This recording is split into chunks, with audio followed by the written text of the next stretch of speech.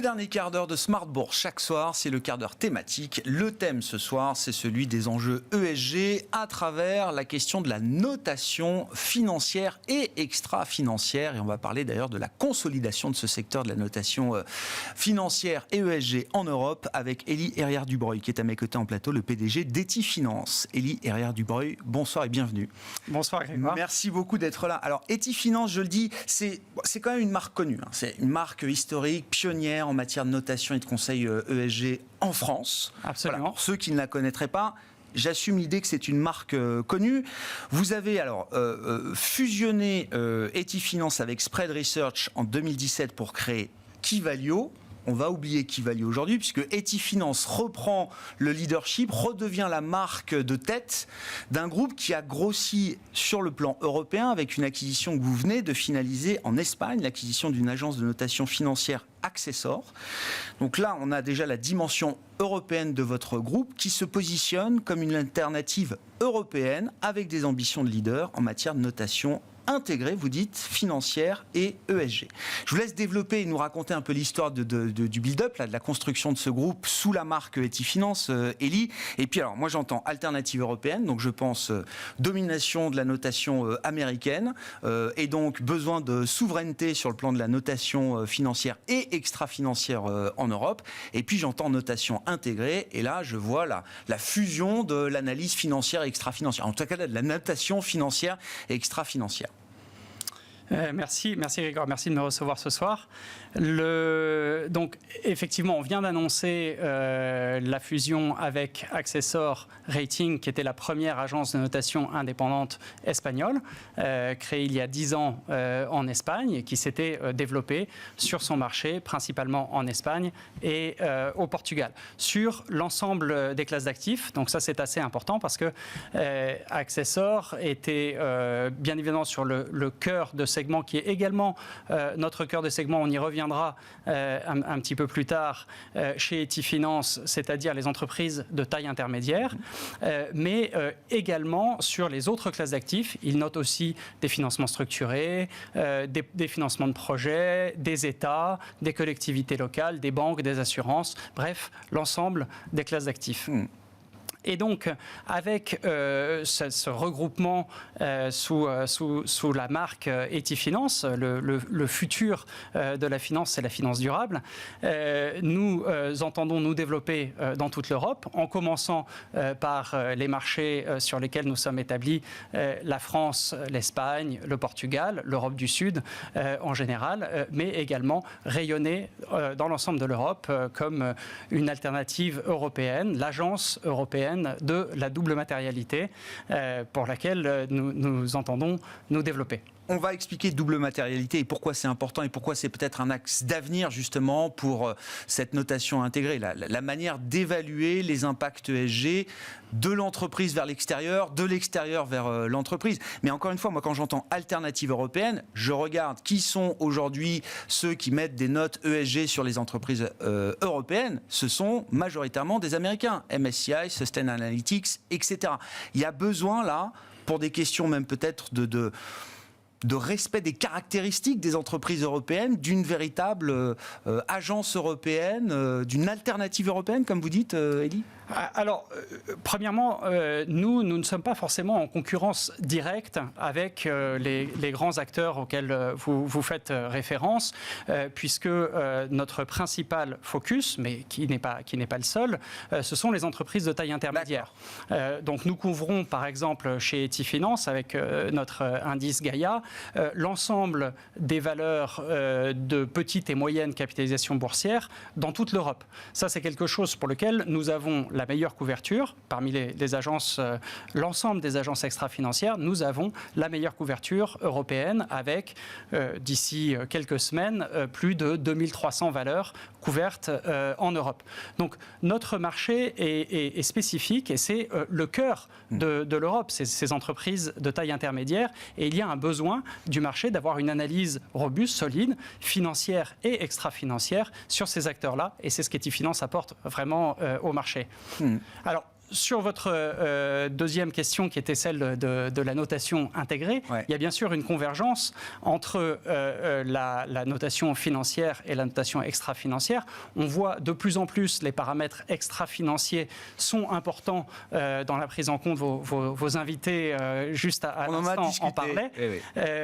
Donc il faut être capable de mieux prendre en compte au sein de l'analyse financière et dans la notation de crédit qui est un des produits les plus importants pour les investisseurs dans les obligations, de pouvoir prendre en compte les paramètres extra-financiers, c'est-à-dire l'impact des risques environnementaux, sociétaux et de gouvernance sur la qualité de crédit des entreprises. Et donc nous entendons avec Etifinance, pionnière, comme vous l'avez dit, depuis 2004 pour l'analyse extra-financière, nous entendons pouvoir infuser cela dans la notation financière pour pouvoir donner des meilleures notes sur l'ensemble des classes d'actifs que nous analysons, au service, bien évidemment, des entreprises de taille intermédiaire en priorité. Et ça veut dire qu'on arrive à générer, à travers donc, cette méthode de notation intégrée, on génère une notation qui reflète à la fois l'aspect financier et extra-financier pour une entreprise. Alors, le futur de l'analyse financière, de la notation financière, c'est l'analyse intégrée. C'est-à-dire qu'il faut pouvoir tenir compte des paramètres extra-financiers, qu'ils soient environnementaux, qu'ils soient sociaux, sociétaux ou de gouvernance, dans la mesure où ils peuvent avoir un impact financier. Donc c'est la première forme de la double matérialité qu'on mentionnait tout à l'heure. C'est-à-dire, dans la mesure où ces paramètres extra-financiers ont une matérialité financière, il faut pouvoir en tenir compte, parce que c'est bien évidemment un aspect essentiel pour les investisseurs, pour la qualité de crédit, donc la capacité d'une entreprise à rembourser sa dette. C'est finalement ce que mesure une notation financière, c'est bien la capacité de l'entreprise à rembourser sa dette. Et donc, si les paramètres extra-financiers sont pertinents pour prédire si l'entreprise va ou non être capable de rembourser sa dette, eh bien, il faut en tenir compte. Donc, il faut les intégrer dans la méthodologie et dans la notation, dans les opinions qu'une agence de notation comme Etifinance va donner au marché. La double matérialité, donc c'est l'idée qu'on évalue non seulement les impacts ESG sur l'entreprise, dans mon organisation, et puis on évalue également l'impact que mon organisation a sur l'extérieur, sur ses parties prenantes, sur ses dimensions ESG. Si j'ai bien compris, Absolument. Elie. Et cette double matérialité, c'est un standard, ça doit devenir un standard, ça doit être le standard demain qui permet d'évaluer justement cette dimension extra-financière et financière. Alors cette double matérialité, c'est un concept typiquement européen. L'Europe a été pionnière dans le domaine de l'extra-financier. L'analyse extra-financière a démarré en Europe et Etifinance, comme on l'avait dit, était un des pionniers de ce secteur. Et donc, il y a bien évidemment cet aspect de la matérialité financière, tenir compte de tout ce qui peut avoir un impact aujourd'hui ou demain sur la santé financière des entreprises, c'est indispensable tout simplement pour faire de la bonne analyse crédit. Mais il ne faut pas oublier l'impact des entreprises, des organisations sur leur environnement, sur les communautés, sur leurs parties prenantes. Et ça, c'est la deuxième jambe de la double matérialité. Et c'est également un aspect qui préoccupe les investisseurs, puisque ce n'est pas seulement dans l'analyse crédit, la performance financière de l'entreprise, mais cela peut être également dans des notions de transition juste, d'alignement aux objectifs de développement durable des Nations Unies, toutes préoccupations qui vont également intéresser les investisseurs dans une logique de transition juste, par exemple. Et donc, il faut pouvoir également donner ces informations-là aux investisseurs, qui sont des informations purement de nature extra-financière, et c'est ce que nous entendons faire également. Donc avec Etifinance, nous faisons à la fois l'analyse financière et l'analyse extra-financière. Il y a un moment d'opportunité alors historique, je ne veux pas mettre trop d'emphase, mais la controverse Orpea a quand même révélé ou jeté un peu d'ombre sur le système de notation ESG tel que pratiqué encore une fois par les Américains, parce que ce sont ces fournisseurs-là qui sont beaucoup utilisés aujourd'hui par les investisseurs, y compris en Europe.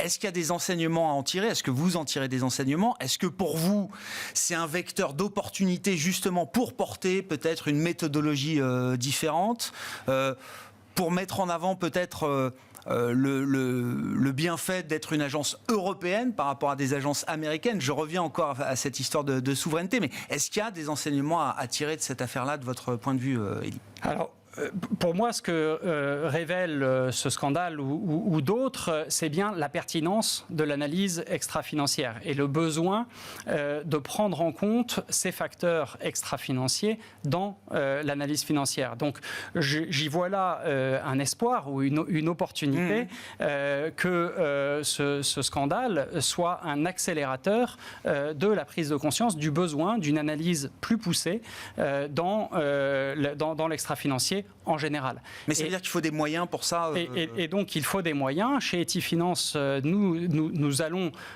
tirer, bien évidemment, les enseignements de cela. Alors, une manière de capturer ce qui a pu se passer chez Orpea, c'était l'analyse des controverses, donc qui est un complément à l'analyse extra-financière traditionnelle. L'analyse des controverses, c'est regarder l'ensemble des paramètres et des signaux faibles qui peuvent exister sur une entreprise pour apporter un éclairage différent.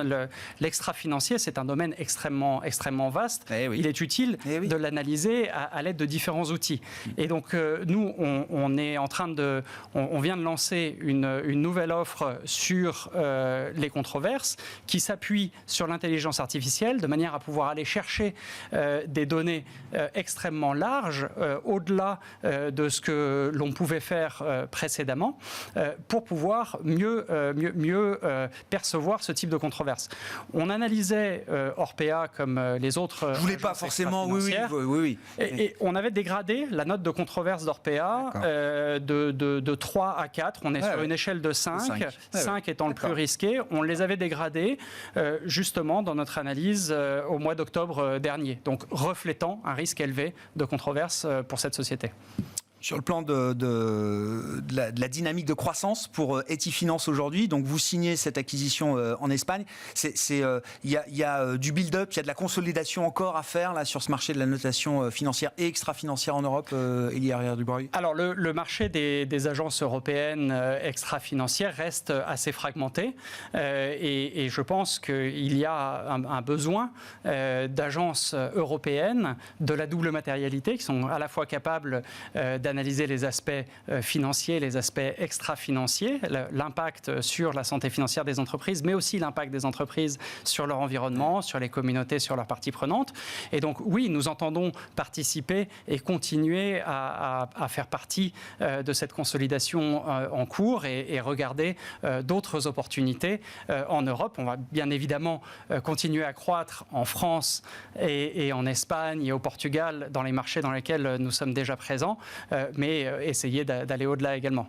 Merci beaucoup, Élie, d'être venu nous parler donc, du marché de la notation financière et extra-financière, de votre position alors d'alternative européenne, de leader européen demain, en tout cas de consolidateur de ce secteur.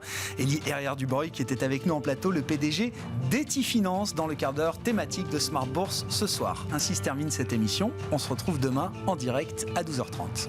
Merci, au revoir.